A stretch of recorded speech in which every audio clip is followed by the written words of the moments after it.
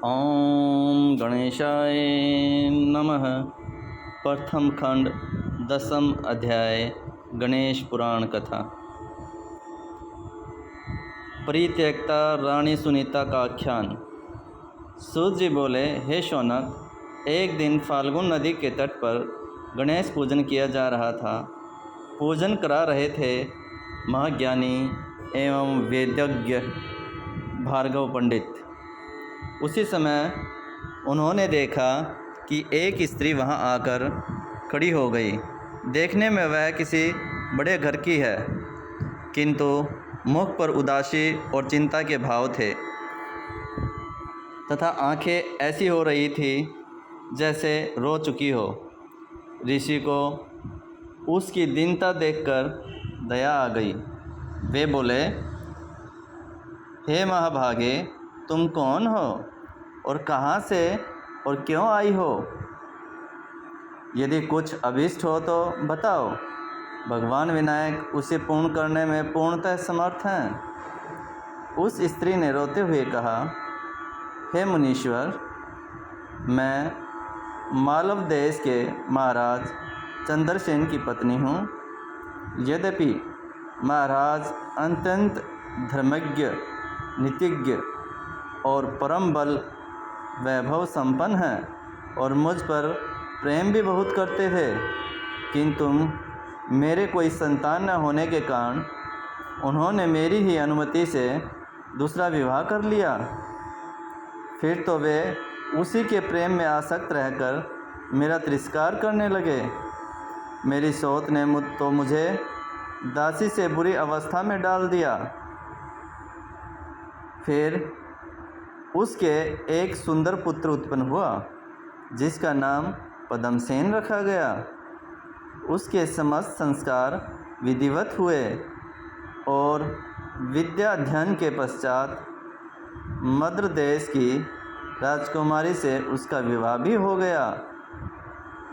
हे मुनिनाथ, फिर मेरे पति समस्त परिवार के सहित गया में पिंडदानार्थ आए और आज समस्त धर्म कार्य संपन्न होने पर थके होने के कारण पलंग पर सो गए। मैं उनकी सेवा शुरू में लगी थी, तभी मेरी सौत वहाँ आई और उसने मुझे अनेक गालियाँ दी तथा लात घूंसों से प्रहार किया। तब मैं अपमान न सहन करने के कारण आत्महत्या के विचार से शिविर छोड़कर यहाँ चली आई और नर्मदा में कूदना चाहती थी कि कुछ मंत्र ध्वनि सुनकर और पूजन आदि होते देखकर यहाँ चली आई। अब आप मुझे यह बताएं कि आप किस देवता का पूजन कर रहे हैं? क्या इसे करने से मेरा भी दुख दूर हो सकेगा? महर्षि ने उसकी बात सुनकर करुण दृष्टि से देखते हुए कहा, हे रानी, भगवान विघ्नेश का पूजन कर रहे हैं। यह प्रभु समस्त विघ्नों को दूर कर सभी अभिष्टों के पूर्ण करने में सक्षम हैं, समर्थ हैं। तुम इन्हीं विघ्नराज का पूजन करोगी तो तुम्हारे कष्ट शीघ्र दूर हो जाएंगे। यह कहकर मुनि ने उसे बैठने का संकेत किया और पूजन समाप्त होने पर प्रसाद दिया। तब रानी गणेश पूजन का संकल्प करके उन्हीं का स्मरण करते हुए अपने स्थान को लौट गई। रानी सुनीता को सर्व सुख प्राप्ति का वृत्तांत। ओम गणेशाय नमः। शौनक जी बोले, हे सूत जी, फिर उस रानी ने क्या किया? शिविर में लौटने पर उसका पुनः अपमान तो नहीं हुआ? उसने गणेश पूजन किया या नहीं? यदि किया तो उसका क्या फल हुआ? यह सब वृत्तांत मेरे प्रति कहने की कृपा कीजिए।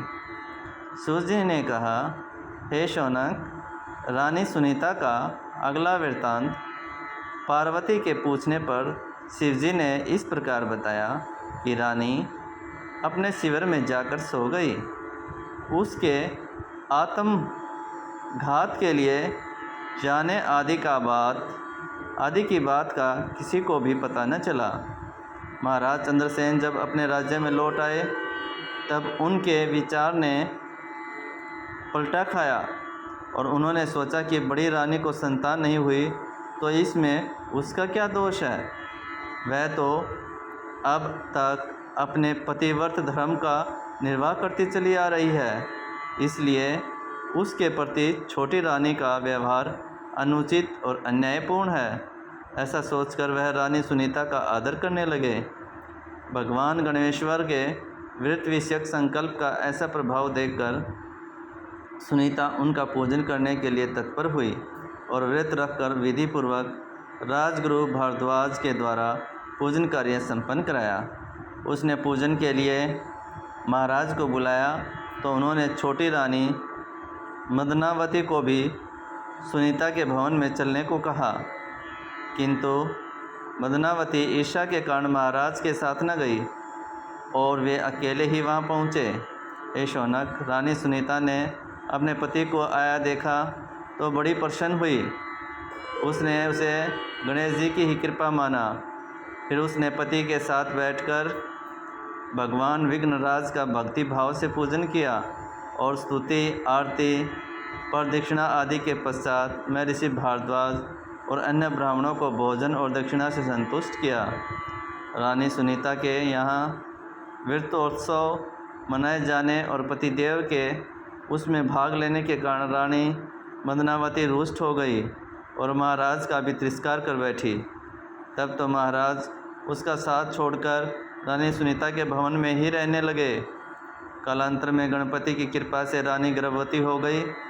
अब तो महाराज ने स्वयं ही प्रसन्नता के कारण सुनीता के भवन से श्री विघ्नेश्वर के पूजन का आयोजन किया और उसमें रानी मदनावती को भी बुलाया, किंतु वह रुष्ट रहने के कारण नहीं आई। पूजन के पश्चात महाराज स्वयं ही प्रसाद देने के लिए रानी मदनावती के महल में गए, किंतु रानी ने प्रसाद नहीं लिया। राजा अपमानित होकर बड़ी रानी के भवन में लौट आया। उधर मदनावती कुंठिन हो गई और इस कारण राजा ने उसका परित्याग कर दिया। इधर रानी सुनीता को पुत्र रत्न की प्राप्ति हुई। उसका जन्मोत्सव बड़ी धूमधाम से मनाया गया तथा उसके जात कर्म आदि सभी संस्कार समय समय पर कराए जाते रहे और उस प्रसन्नता के कारण पुरोहित, ब्राह्मण, अतिथि आदि को पर्याप्त दान दक्षिणाएँ दी गई। बालक का नाम लक्ष्यपद रखा गया। अब पद्मावती अत्यंत दुखित थी। जब उसे अन्य कोई उपाय न सूझा तो रानी सुनीता के पास जाकर बोली, बहन, मुझ पीड़ित पर कृपा करो, मैं तुम्हारी शरण हूँ। सुनीता को उस पर दया आ गई और उसने कहा, बहन, तुमने भगवान विघ्नेश्वर का अपमान किया और उनका प्रसाद तक ठुकरा दिया था, इसी कारण तुम्हें इसे घोर दुख की प्राप्ति हुई है। अब तुम उन्हीं की भगवान का व्रत करो और पूजन करो। यह सुनकर उसने संकल्प पूर्वक भगवान विनायक देव का व्रत और पूजन किया, जिसके प्रभाव से वह रोग मुक्त हो गई और पूर्व सम्मान को प्राप्त हो सकी। अब दोनों रानियां बड़े प्रेम से रहने लगी तथा राजा के साथ गणपति पूजन करती हुई सुखपूर्वक जीवन बिताने लगी। उस व्रत के प्रभाव से राजा सहित उन्हें गणराज के धाम की प्राप्ति हुई। इति 10वां अध्याय संपूर्णम। आप सभी सुन रहे थे विजडम वेव एनर्जी, जहां भगवान गणपति की कृपा से ज्ञान की गंगा बह रही है। अगर आपको यह वीडियो पसंद आई हो तो लाइक करें, शेयर करें और चैनल को सब्सक्राइब कर लें। भगवान गणपति आप सभी का मंगल करें, कल्याण करें।